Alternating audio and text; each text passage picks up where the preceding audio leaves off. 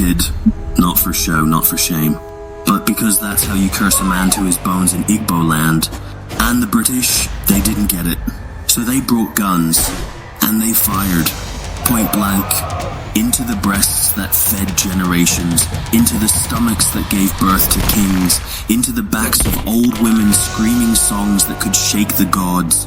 Bodies dropped, blood soaked the sand, and still they sang. British officers stood there, pale and twitching, watching women die like flies, laughing, smoking, ordering more shots. Teach them a lesson, but the lesson didn't stick. Because this wasn't just a riot. It was a curse, a scream, a fire.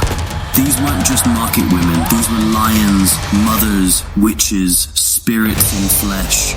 And the day the British opened fire on them was the day the empire cracked. Now let's rewind, because what led to this moment is even crazier. It started with silence, a quiet shift in power that most people didn't see coming. But for the women of southeastern Nigeria, it felt like the ground was being pulled out from under their feet. In the 1910s, under British colonial rule, a system called indirect rule was introduced. On paper, it sounded manageable, appoint local chiefs to govern their people. But in reality, it shattered centuries of balance. In the Igbo region, where leadership was traditionally shared, and women held real authority through market councils and tight-knit community networks, this was nothing short of an earthquake. The British handed out titles to so-called warrant chiefs, men often loyal only to the colonial system.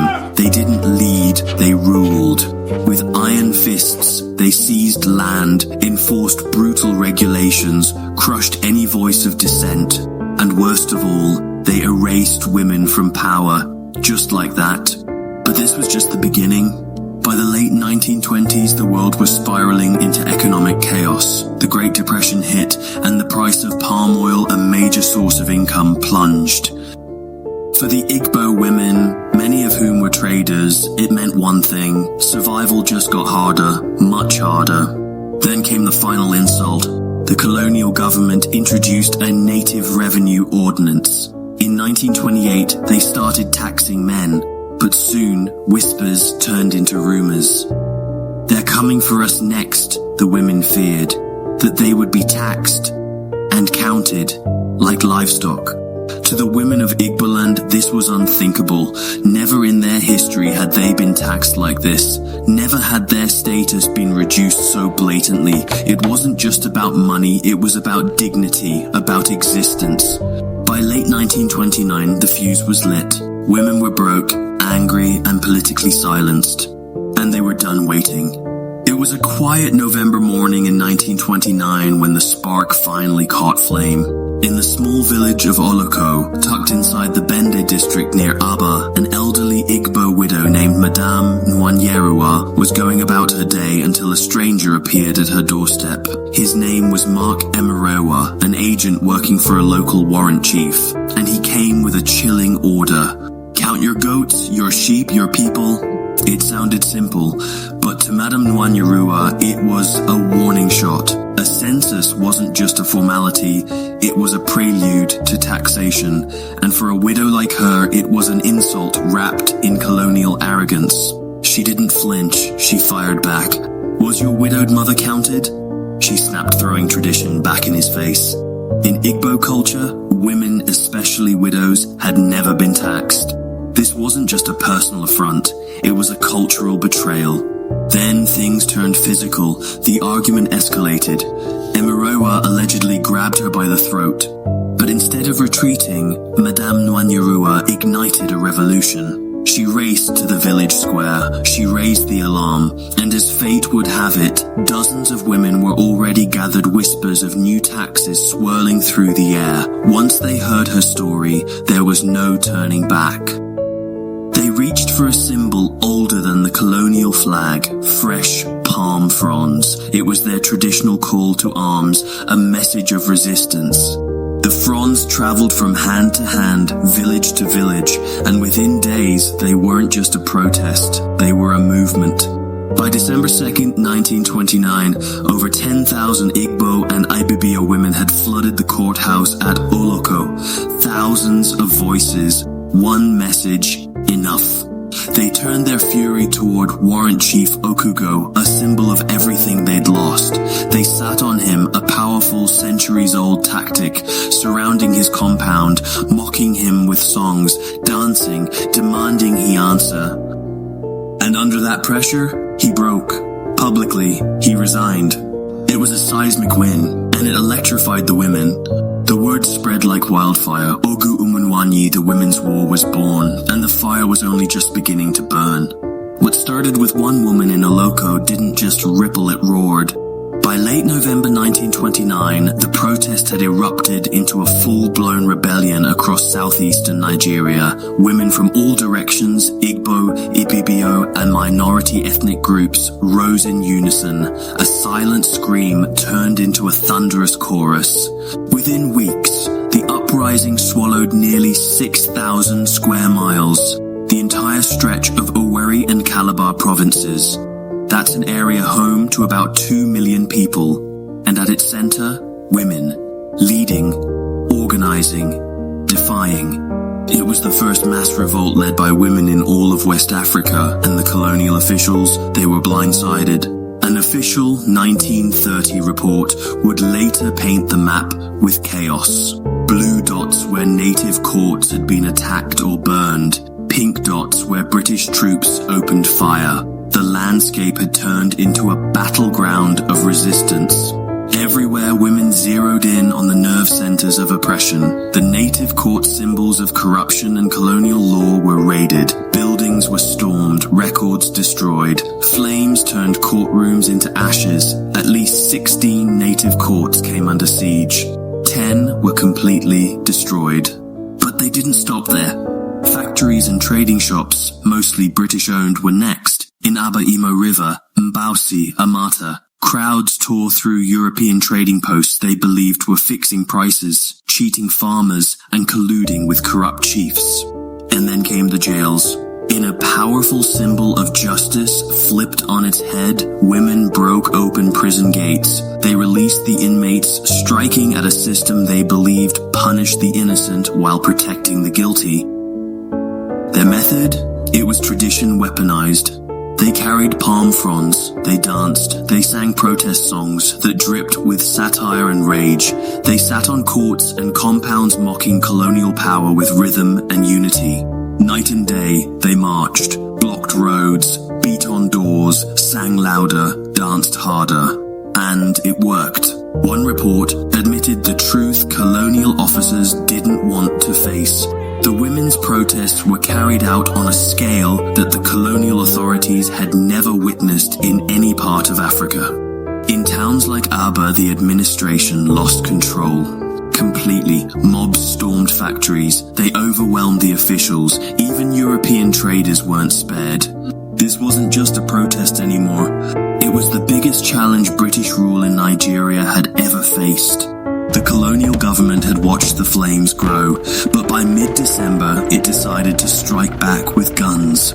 On December 13th, 1929, shaken by the scale of the rebellion, British officials declared a state of emergency across the riot-torn provinces. Under the Peace Preservation Ordinance, they poured in reinforcements, armed troops, extra police, and a deadly sense of urgency. To the colonial eye, the sight of thousands of women singing and protesting looked like chaos. They didn't see the tradition, the tactics, the purpose. They saw rioters, and they answered with bullets. Governor Graham Thompson ordered a formal investigation, but in the heat of the moment, diplomacy took a backseat to domination. The turning point came quickly, and it came with blood. At Abak, in Calabar province, a group of protesting women confronted colonial police. The standoff ended in gunfire. One woman was shot dead on the spot. Another would die later from her wounds. The crackdown spread like the protest had before it. In Utu Etimekpo, 9 women were gunned down when British troops moved in to restore order. Then came Opobo modern-day Ikot Abasion, the coast. December 16th, 1929. Thousands of women had surrounded the colonial administrative compound, demanding the end of the warrant chief system. Their chants echoed through the compound walls, their presence unrelenting. Tensions reached a boiling point. The troops opened fire. 29 women and 1 man were killed. Another 8 women drowned, forced off the pier in the panic that followed. Eyewitnesses described chaos, machine guns rattling through unarmed crowds, women scrambling through mud and smoke, screaming for mercy that never came. By Christmas 1929, the dream of peaceful protest was drowned in gunfire. The uprising had been crushed. British columns now roamed the countryside not to protect, but to punish. Villages were interrogated, fined, raided, arrested. On December 27th, the last troops pulled out of the Owerri area. On January 9th, the patrols in Abak left too. By January 10th, 1930, the British officially declared the Women's War over, but the damage was done. When the dust finally settled, the battlefield told a bitter truth. The Aba Women's War was not a war of equal force. It was a massacre quietly recorded, but deeply remembered. By the end, somewhere between 50 to 55 women lay dead, their blood spilled not in battle, but under the boots and bullets of British colonial troops. Another 50 or so were wounded, their names lost to time, but not to history. The British government initially tried to downplay it. Official reports listed just 32 deaths during the major confrontations, but survivors and later historians knew better. The real number was higher, and here's what makes it even more harrowing. The women never killed anyone. They sang, they marched, they tore down symbols of oppression, but even in their rage, even in their revolt, they didn't shed blood. No colonial officer, no chief, no soldier died at the hands of the protesters.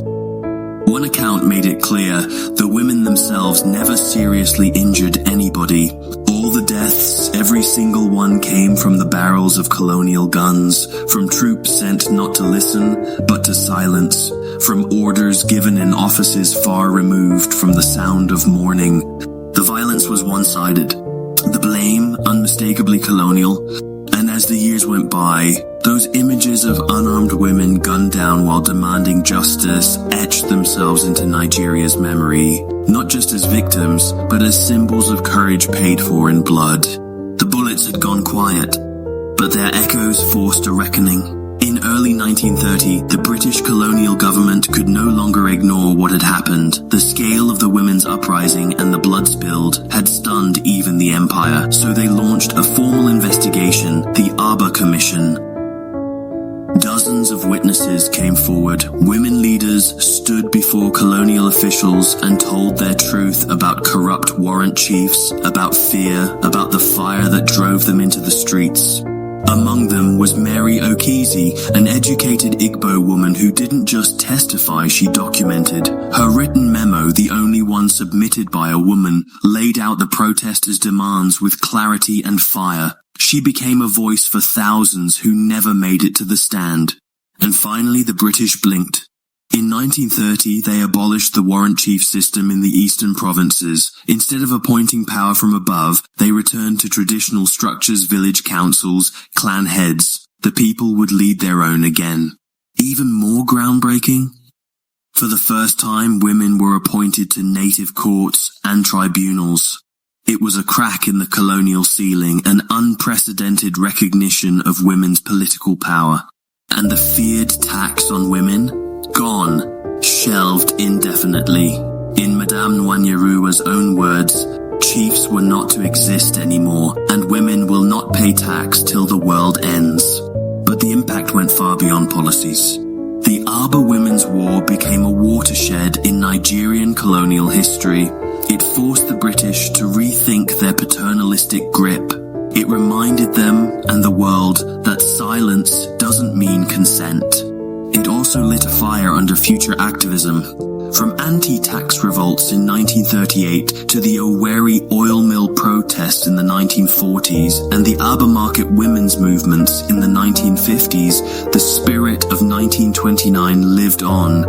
Many of the tactics, the songs, the unity, they echoed straight from the Women's War. Politically, it was a tremor before the quake. Though not born of nationalism, the uprising united Igbo, Ibibio, and Efe unpick women across ethnic lines in anti-colonial resistance.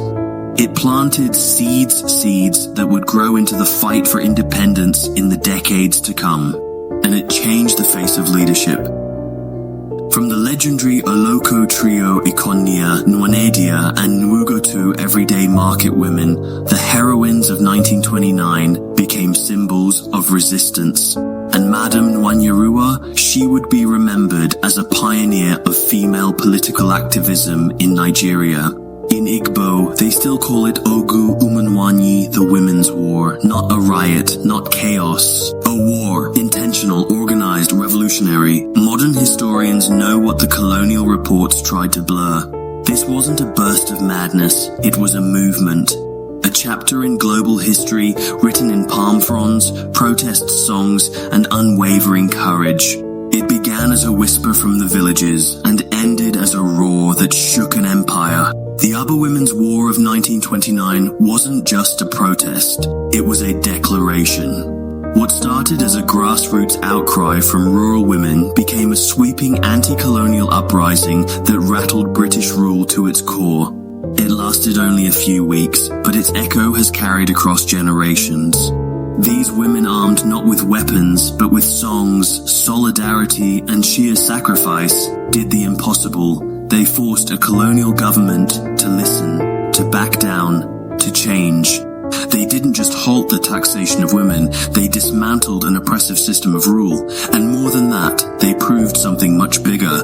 That Nigerian women were not subjects to be ruled, they were agents of change. No guns, no swords, just courage, unity, and fire in their voices. Their war was a war of dignity.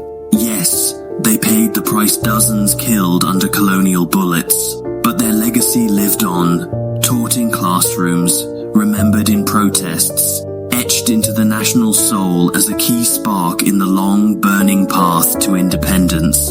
The British called it a riot. History knows better. It was a war, a movement, a reckoning. And in every market woman who stood tall in 1929, there stands a lesson still shaking the bones of history. Even the most ordinary voices can become unstoppable when they rise together. Please subscribe to our channel for more intense war histories like this. See you next week.